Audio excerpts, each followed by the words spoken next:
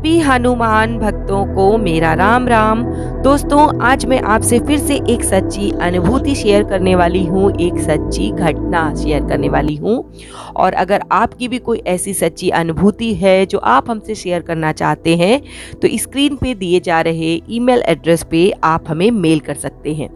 दोस्तों, आपको मैं अपनी ये स्टोरी सुनाऊं, ये घटना सुनाऊं, उससे पहले पूछ लेती हूँ हनुमान जी से जुड़ा हुआ एक प्रश्न।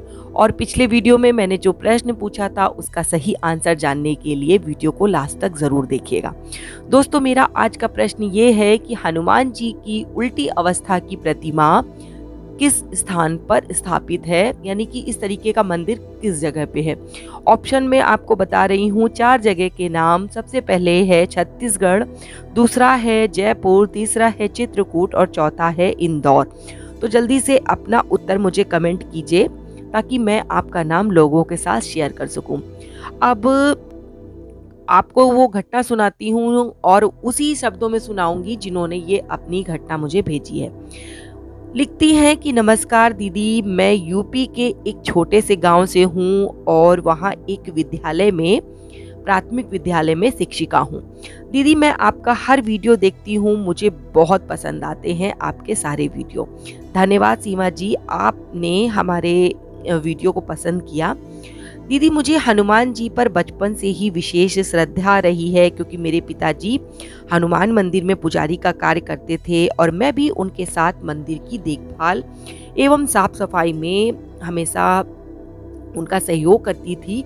और वहीं से मुझे बाबा पर बहुत श्रद्धा हो गई और उन्होंने हमेशा मुझे परेशानियों से बचा कर रखा है। मैंने जब भी बाबा को याद किया उन्होंने मेरी सहायता ज़रूर की है।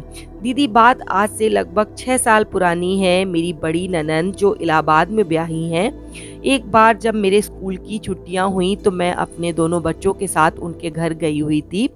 हमने वहाँ पर कुछ समय बिताया। उसके बाद प्रोग्राम बना कि हम सब लोग चित्रकूट जाएंगे दर्शन करने के लिए। वहाँ पे हनुमान धारा और कामतानाथ जी की परिक्रमा करेंगे।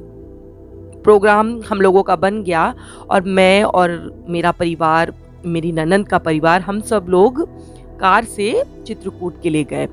मेरी ननंद की जो सास हैं वो भी हमारे साथ में गई हुई थी।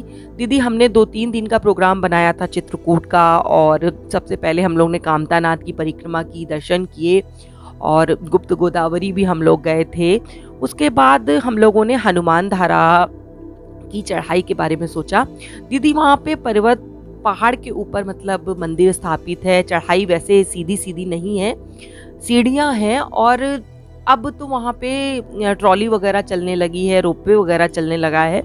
लेकिन जबकि मैं ये बात आपको बता रही हूँ तब केवल सीढ़ियों के माध्यम से हम लोग ऊपर जा सकते थे दर्शन करने के लिए।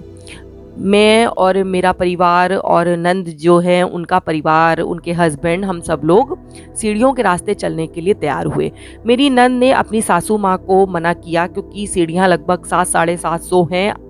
उनसे कहा कि आप मंदिर ऊपर ना चलिए, आप नहीं चल पाएंगे, क्योंकि उनकी एज थी और उन्हें चढ़ने में थोड़ी परेशानी भी होती थी। तो उनको मना किया गया कि वो ना जाएं।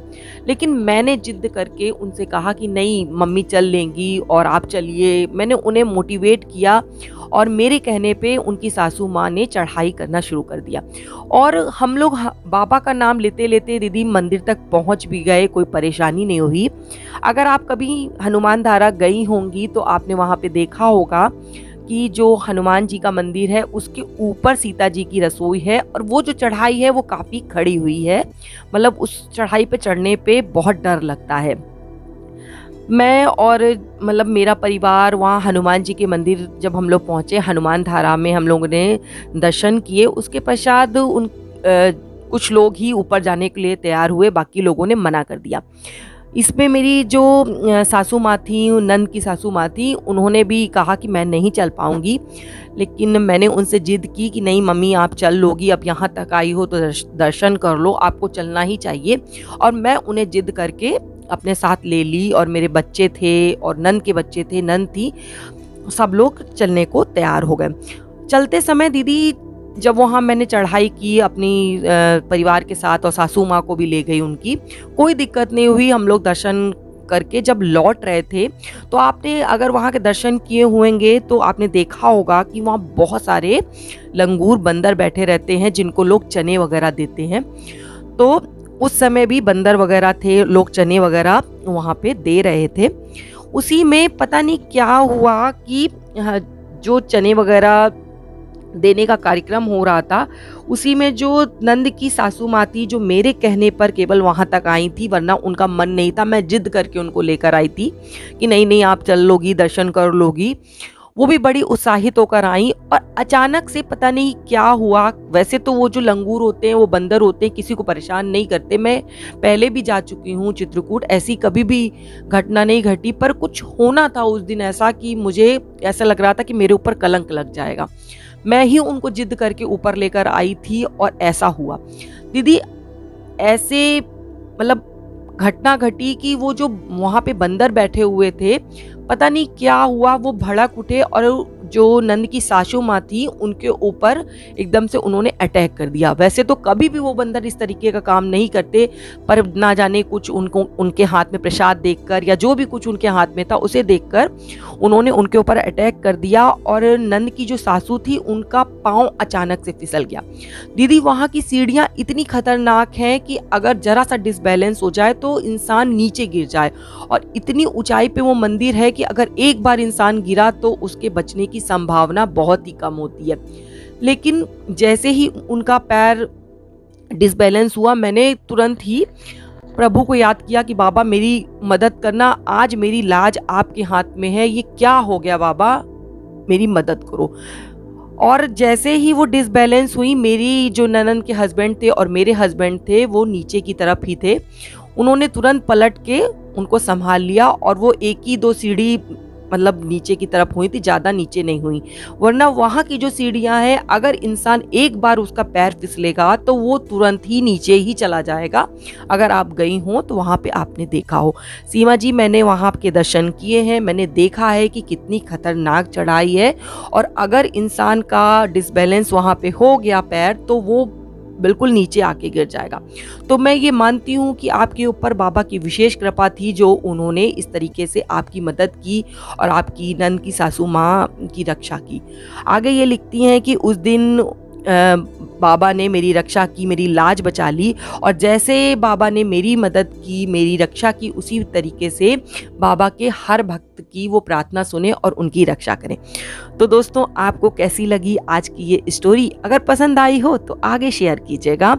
और अब बता देती हूँ उन लोगों के नाम जिन्होंने मुझे आंसर भेजे थे। तो सबसे पहला नाम लेना चाहूँगी कनेश वैष्णव जी का, दूसरा नाम है बिमला बारवर जी, तीसरा है चंद्रशेखर सेट्टी जी, चौथा चंदन कपूर जी, पांचवा हिमानी शर्मा जी, और उत्तर सही था उसका कर्नाटक। तो आप सभी लोगों को बहुत बहुत बधाई देना चाहती हूँ और बाबा से प्रार्थना करती हूँ कि जो भी भक्त बाबा की सच्चे दिल से प्रार्थना करे उनकी बाबा ज़रूर मदद करे, और वो करते भी हैं।